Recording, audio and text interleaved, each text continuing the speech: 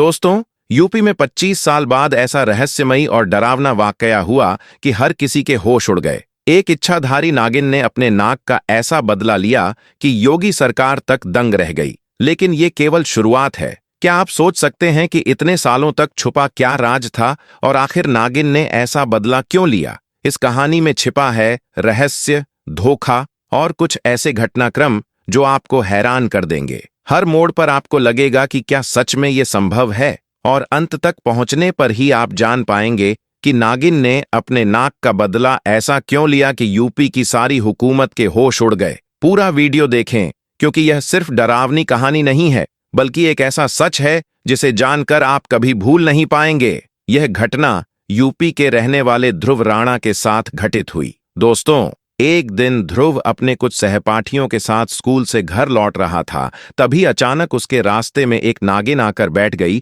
और फन फैलाकर हमला करने लगी। यह देखकर ध्रुव के साथ जा रहे कुछ सहपाठी डर के मारे वहां से भाग गए, लेकिन कुछ साथी वहीं रुके और ध्रुव को पीछे मुड़कर चलने की सलाह दी। हालांकि ध्रुव को ऐसा करना कायरता जैसा लगा और गुस्से में उसने एक पत्थर उठाकर नाक पर फेंका, जिससे वह वहीं मर गया। ध्रुव इस बात से अनजान था कि नागिन यह सब देख रही थी। इसके बाद ध्रुव ने नाग का शव झाड़ियों में फेंक दिया और घर की ओर चला गया। जब नागिन अपने नाग के पास पहुंची और उसे खून में लथपथ पाया, तो वह क्रोधित होकर लाल पीली हो गई और अपना सिर जमीन पर पटकने लगी। इसके बाद नागिन ने अपने नागी शरीर को एक सुरक्षित स्थान पर रखा और अपने नाग का बदला लेने के लिए ध्रुव को ढूंढना शुरू कर दिया। कुछ समय बाद जब नागिन ध्रुव के गांव में उसके घर के पास पहुंची, ध्रुव अपनी मौसी के साथ कार के सामने खड़ा था। लेकिन नागिन वहां पहुंचने तक ध्रुव पहले ही कार में बैठकर अपनी मौसी के साथ मुंबई पढ़ाई करने के लिए निकल चुका था।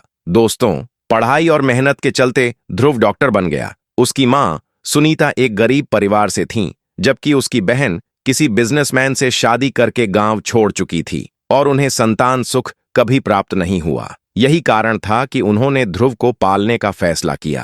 ध्रुव का पढ़ाई के प्रति लगाव देखकर उसके माता पिता ने भी अपने दिल पर पत्थर रखकर यह निर्णय लिया। बड़ी मेहनत और संघर्ष के बाद ध्रुव ने अपनी मौसी और माता पिता की उम्मीदों पर खरा उतरते हुए डॉक्टर की पढ़ाई पूरी की। विदेश जाकर उसने कई डिग्रियां हासिल की और विशेष रूप से जानवरों के डॉक्टर बने, जिसमें वह सांपों का विशेषज्ञ बन गए। दोस्तों, जब 25 साल बाद ध्रुव अपने मौसा मौसी के साथ गांव लौटा, तो उसकी उपलब्धियों और मेहनत को देखकर पूरे गांव के लोग उसका जोरदार स्वागत करने के लिए एकत्रित हो गए। सबका इतना प्यार देखकर ध्रुव अत्यंत प्रसन्न हुआ और अपने बचपन के दोस्तों के साथ एक खुले मैदान में बैठकर अपनी पुरानी यादों को ताजा करने लगा। इसी दौरान उसकी नजर उस नागिन पर पड़ी जो पूरी तरह जख्मी थी और उसके शरीर से खून बह रहा था। यह देखकर ऐसा लग रहा था कि वह किसी गंभीर सड़क हादसे की शिकार हो गई हो। जैसे ही ध्रुव ने उस नागिन को देखा, तो उनके अंदर रह नहीं गया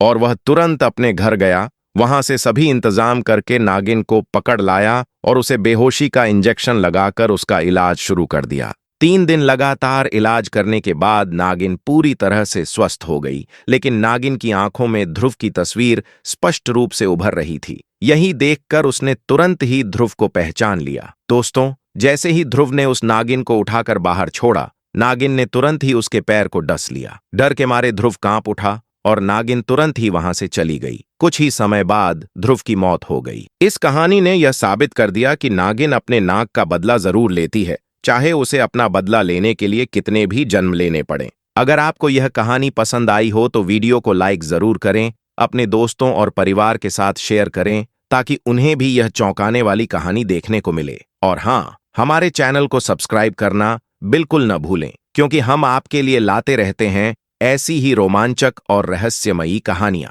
बेल आइकन दबाएं ताकि हर नया वीडियो आपको सबसे पहले मिले